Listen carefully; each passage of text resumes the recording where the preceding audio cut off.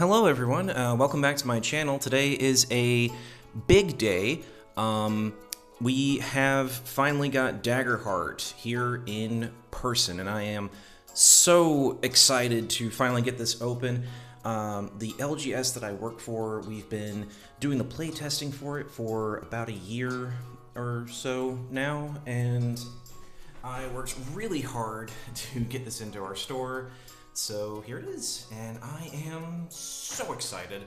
Now I did go ahead and crack it open because there was some interior packaging and I didn't want to annoy you guys with that. But yeah, so here it is. Let's go ahead and get it open. Now I am in a different location today because this thing is so freaking huge. It would not stream well from my desk, so I am in my kitchen. So we'll see how this goes. So first and foremost, we have the Daggerheart official dice set. Now, our store, due to recent events of which I will not go into for reasons, we were only able to get 5 copies of these. Most of your guild stores will also only be getting about 5 copies of these, so if you see them, grab them. I'll zoom and enhance here for you. They're not bad. Alright. And behold, this is the super duper Giga Chad deluxe edition. And there it is. It is gorgeous. Yes, beautiful. Alright, let me adjust so that way I can actually open the thing up properly. Alright, so right out the gate, you have this thing here. This is a collection of all of your character sheets and everything. Let me scooch back a little bit more. Sorry, props. But yeah, so taking a look at it, it has your blank character sheet, and then it also, as you go through, it has some of the more class-specific character sheets. It goes into character creation. Some of this looks familiar from the beta testing stuff that we did, but if you go all the way to the back, it has maps for the for the campaign frames that they have in the book. Now we're going to set this to the side now and get into more of the nitty-gritty. So we also have the DM screen. I have been so excited for this because, let me tell you, I have had to find sheets and things and all this stuff, make all this stuff by hand, and none of it fit in my normal DM screen, so I'm excited to actually have this. So you have your quick references for your advantage, disadvantage, tag teams, all that stuff, your conditions, how short rests work, and then it goes into difficulty and battle guides, so you have your little cheat sheets for that too. The improvised adversaries table down here, and also how Hope and Fear works, what you can do as a DM, how to spotlight things, character traits, action results, all that jazz. And then over here you have your GM moves, principles, and best practices. And it even has examples. All in all, I feel like this is a well laid out DM screen, and I'm very pleased. It's also gorgeous. Alright. And then we come to the actual book itself, which, there we go. I accidentally put it in backwards, I'm sorry. But it is amazing. It has so much more stuff in here than what we had access to during the beta. It is color-coded, so that way you can flip to certain sections that you need. And yeah, so it tells, right out the gate, it tells you like how to read your domain cards, it tells you about your classes and all this stuff. Look at that freaking clank, man. That is amazing. Some of the character designs in here are things I wouldn't even think of. I saw this funky looking mushroom man who had sex appeal for some reason. There he is. Yeah, Rogue, the Syndicate Rogue. Look at that. That is a mushroom man. It is nuts. But yeah, it has all your subclasses there. I'm sorry, I got excited. It gives you all your information, and as you read through this, both as a player and as a DM, it will reiterate some of the basic rules for you as you go along, so that way you remember what to do. And then, yeah, so basically all this first section here is just general rules of play, your background information, your communities, your races, your classes, all that jazz, all these things that we've been looking forward to for so long.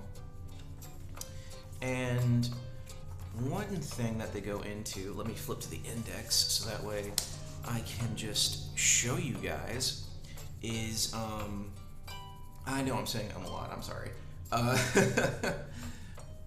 When in character creation, they talk about,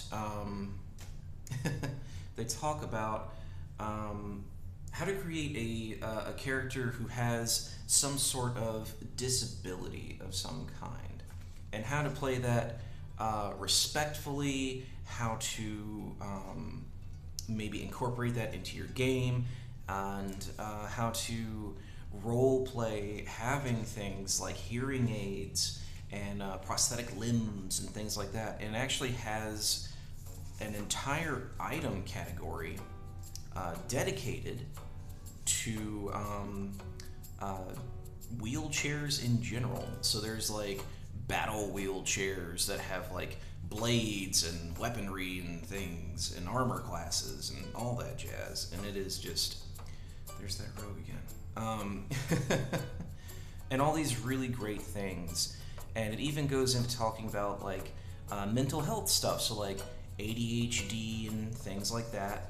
And it's a lot of very good, very positive things that you would expect to see from our friends at Critical Role and Darrington Press.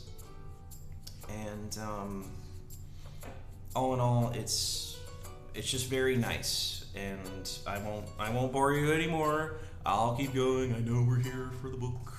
Some of you are probably here to see what the dice look like inside this thing, and I am just eating up your time. Sorry. But yeah, I really like that in the Ancestries they did this bit here where they have like the drawings of how different you can make your character look and how the hands look and things like that. A big thing that we came across in the play testing and things that we did was I had a party out the gate. We had 3 ribbits and 1 token human. And the thing with the ribbits was there was a point where we were doing a shopping trip, and we were like selling shoes and boots of many kinds, and someone went, "Do they even have ones for little frog feet?" And I was like, "Why, yes they do. They have little boots where you can just slide in your little flippers here of each shape and size, and it's specifically tailored for frog feet," which is 100% something you can do.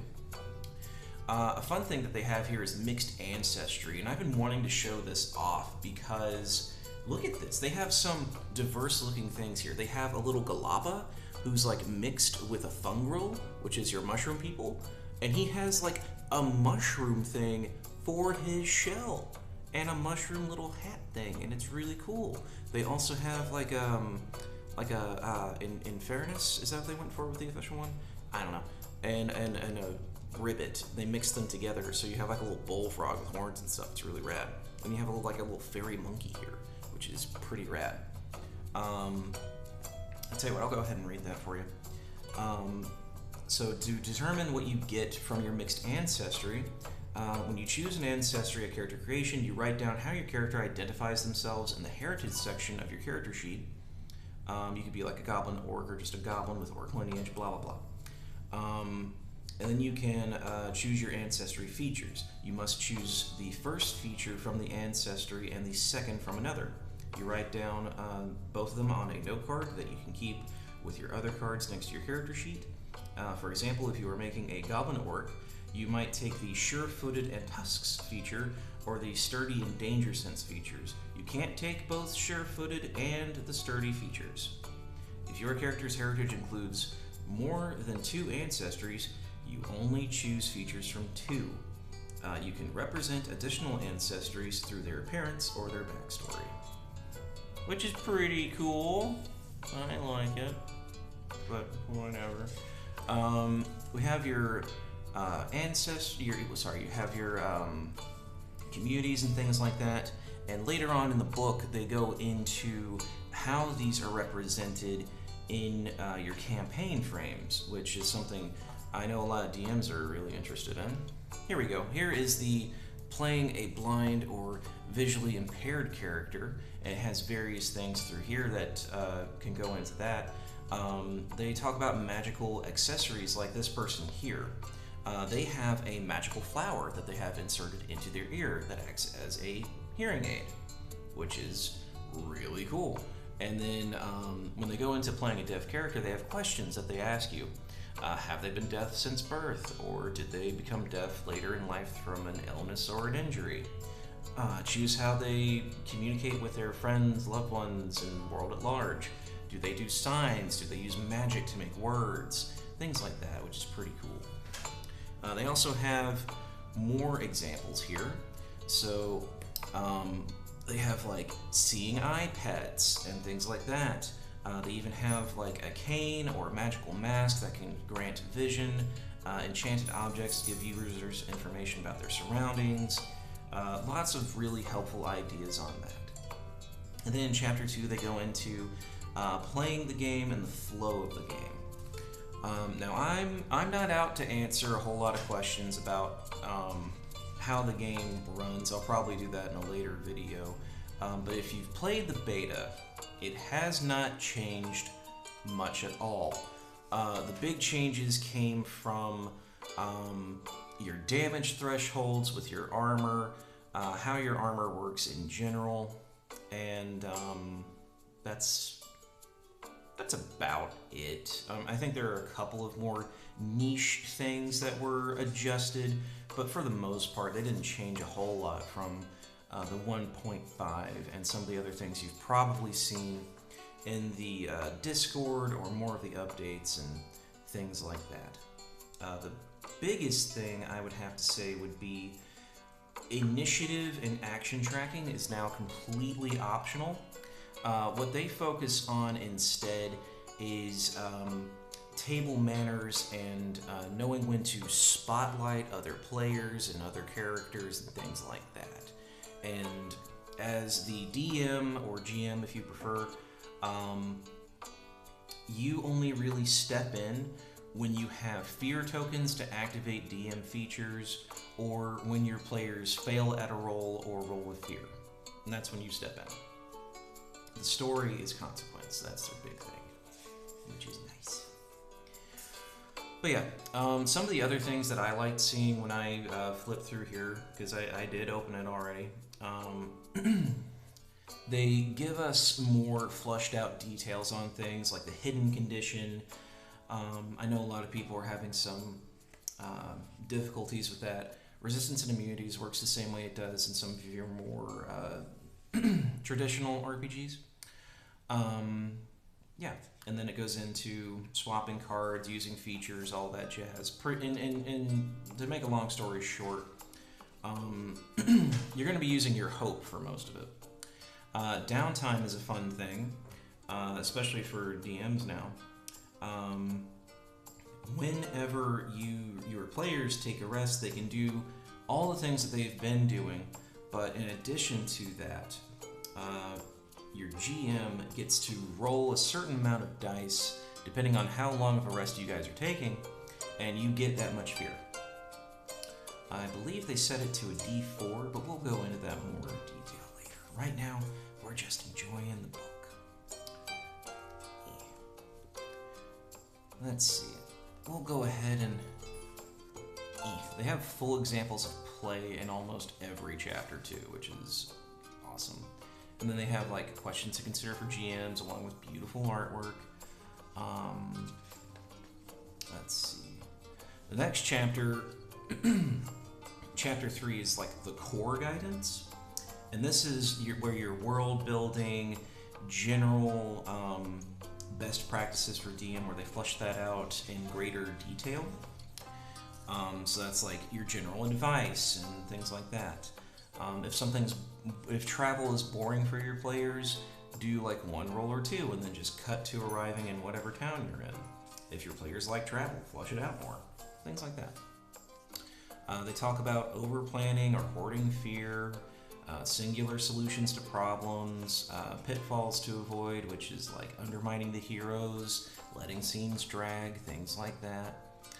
They go into the core GM mechanics in more detail, so it's like when to give your players consequences, things like that. A lot of it is really intuitive. But yeah. You have your soft moves and your hard moves depending on how badly they failed or how great they succeeded, things like that. Thing is to do behind the scenes, so like capture someone they know, use stories that backs them, show collateral damage. You want to convey that your world is a living thing outside of your players. So a big thing that they'll do is, particularly in a 5 Banners Burning campaign, you'll have your countdown dice. So whenever your players accomplish something, you roll something to see what happens, which is pretty cool. They also have advice on how much fear you should be spending in the scene, which is great. Setting your difficulties, that's... Honestly, there wasn't a whole lot for them to do with that, so it's kind of like your traditional RPG stuff. They have full examples of difficulty, so if you're ever not sure how hard something should be, they have it laid out for you. For example, here, on Instinct, roll a 5 to hear a loud noise 20 paces away, and what kind of sense they should have with that, and navigation and things like that. And then they have like, that's like the easiest, and then it goes all the way up to 30, which is to hear a diving bird 100 paces away. That's damn near impossible. So yeah, I like that they have that because I've had DMs in the past really struggle with how hard certain things should be, and it's nice to just have it laid out here for that. It also goes into giving advantage and disadvantage, adversary action rolls, things like that, class hope features, dynamic countdowns, which is going to be a big part of what you do as a GM. And then it has how to distribute loot, how gold works.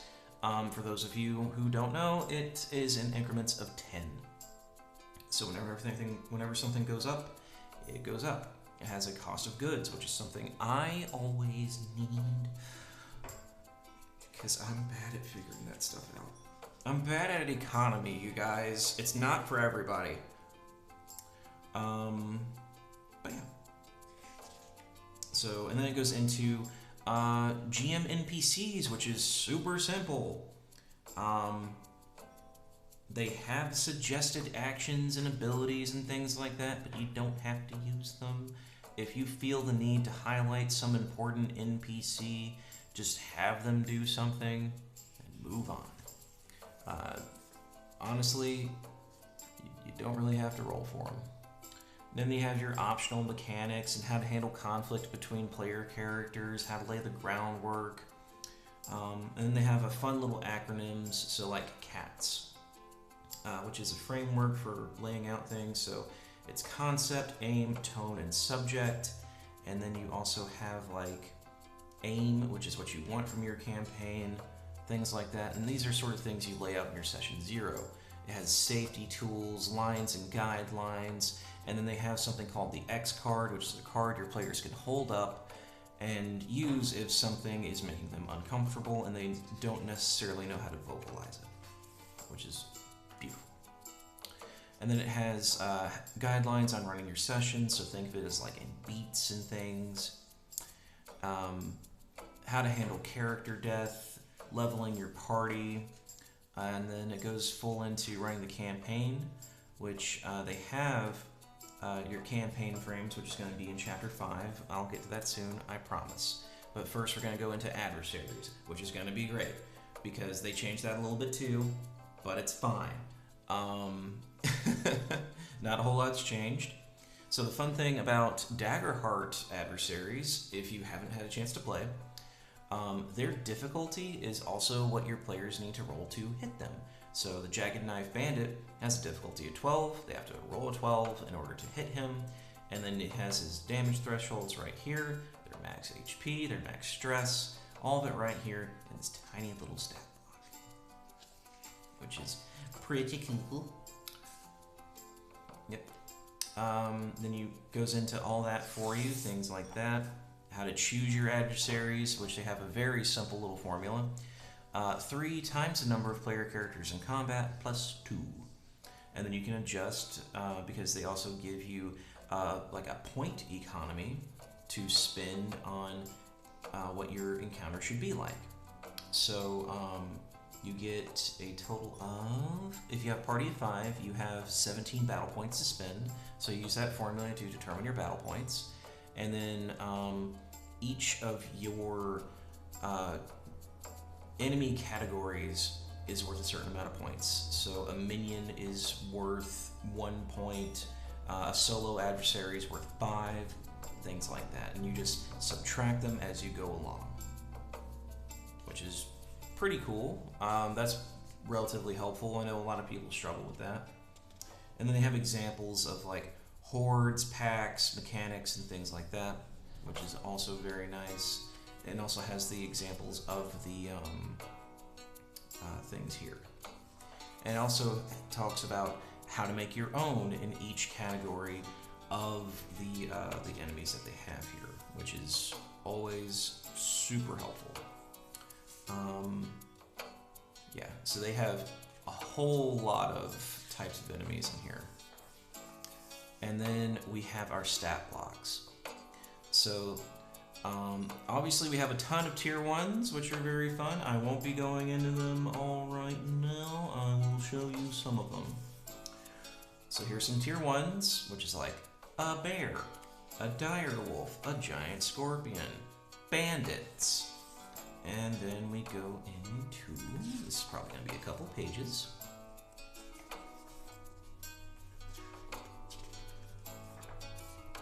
Then we get into tier 2, which is like a Chaos Skull battle box. I use the battle box a lot, it's fun. Your more advanced type of people, so like your master assassins and courtesans and things like that. A couple of hellhounds. And then we go into our tier 3, which is like your monarchs, your greater earth elementals, your stag knights, your hydras. And then we get into your tier 4, which are fallen gods, arc necromancers, dragons, outer realms thralls, the kraken, high seraphs, things like that. And all the artwork is, of course, gorgeous. They've worked so hard on that. And then we get into our environments, which is something very fun for GMs. Your environments have a stat block, and they have events. So it goes into how to adapt your environments, how to change them for what you need. And they also have them separated by tier. And your tiers are sort of your level areas for that, if you guys don't know. So I like this a lot because there are some things that, like, you want to spice up travel or environments and things like that. You don't always know what to do, so you can just flip to here and find things like that. So there's like castle sieges, and pitched battles, and ossuaries, and imperial courts, which is a social encounter that you guys can run. And that's like finding out information about this, that, and the other, and being sneaky little shits. And then we have our campaign frames, which is very fun. I have been running...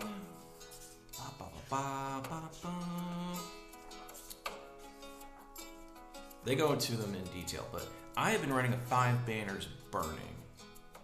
So, you have your 5 great nations. It's a complex rating, tier 2, and it's all about you guys having like divided loyalties or nations of power, things like that. You're supposed to essentially like either pick a group to work for, make your own, kind of flirt with court intrigue and things like that, and sort of keep World War from happening, which is pretty fun. Now I will tell you, running this, it morphed into so much more than that, because my players, and you really have to know your table when you run a thing, They weren't as interested in court intrigue as to more like ancient mysteries and things like that. So what I did was, the nations. I had Hilltop, which is a theocracy that has access to the gods and things like that. I had them become corrupted by demons and things like that, and having them be much more outwardly aggressive than need be. And that's just a good example of how you can adapt the campaign frames to suit your needs. But yeah, it was a lot of fun. I really enjoyed it. When I wrapped up the beta testing last week, I asked my players, I said, hey, since the official rules are coming out, do we want to do like a soft reboot, or do you guys want to take what's happened in this campaign and try and go forward from there? And they jumped on wanting to make their own thing out of it. They ended up accidentally destroying an entire nation, so I have to build a new one, and then we go from there. But the campaign frames are awesome. There's Beast Feast, which was teased in Meeple Monthly. That's very Delicious in Dungeon Monster Hunter themed. So it's about you guys just having humble origins and having a good time killing and eating monsters. But in your campaign frames, they will have like inciting incidents and things like that to sort of help spur you along. And they have advice on like enchanted weapons and things like that, and where your ancestry should come from, and Session 0 information and all that jazz. Now this is Age of Umbra. This is the one they're going to be running at the end of the month on Critical Role's channel. It's supposed to be very Souls-like. Matter of fact, over in the Touchstones, it has Dark Souls, Kingdom Death, Monster, Berserk, Seventh Seal, and Blasphemous, so it's supposed to be very dark indeed. I'm looking forward to seeing more about that and reading about it later. But I feel like that's enough for the book. I feel like I'm starting to bore some of you, so let's move on to some of the more nitty-gritty. This one comes with a little shelf here where you can pull it out like so. You set it to the side, and we're just gonna move the big ol' honkin' box for now. Alright. When you open up this tiny box, ta-da! We have our cards and dice and stuff. Now this edition came with some very special dice that I will show you that are completely different from the ones that they are selling just in the box that I showed. There they are. These are gorgeous. They have the logo on them, so that is a full, complete set of RPG dice. And then these are your duality dice that come with it. One represents hope, one represents fear. I'll let you guess which is which, but they are uniquely shaped. They're unlike any other D12s I've seen, but they are beautiful. In this pouch here, these are your tokens. So these are what you can use if you do feel the need to have your sort of action tracker and all that other stuff. So I'll show you. Oh, they're gorgeous little gemstones. I'll probably be taking the black ones to use for fear, but they're pretty cool. They just look like little pretty rocks, little guys. And then we have our cards. So I'm gonna go ahead and show you these. They're gold edged. A couple people online got theirs early, so we already know that if you sleeve them, they will not fit in the box. But yeah, you have your schools of this, that, and the other, as well as your origins and all that jazz. They are thick, they are sturdy. If they ever sell the cards separately, I will probably buy just a vanilla edition for my players to use, because these are something special. Look at that, that is a thick card. But yeah, they have all of that in there for you. But yes, get in there.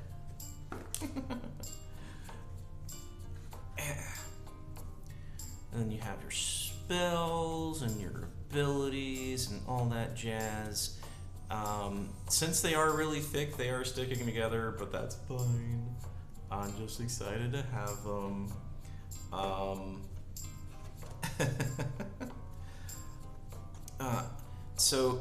If you guys are chatting it up in the chat right now, if you are, that's cool.